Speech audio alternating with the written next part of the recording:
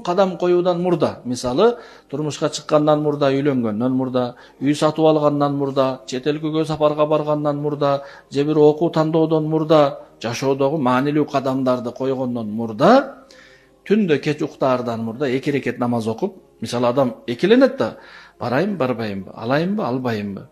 Ушул экиленүү учурунда 2 рекет кечинде истихара намазын окуп, дуасы бар китептерде, намаз китептерде, жаттай албаса китептен эле карап окуп жатса 3 күн же 5 күн Аллах Таала жүрөгүн бир тарапка оотуп коет, туура жагына.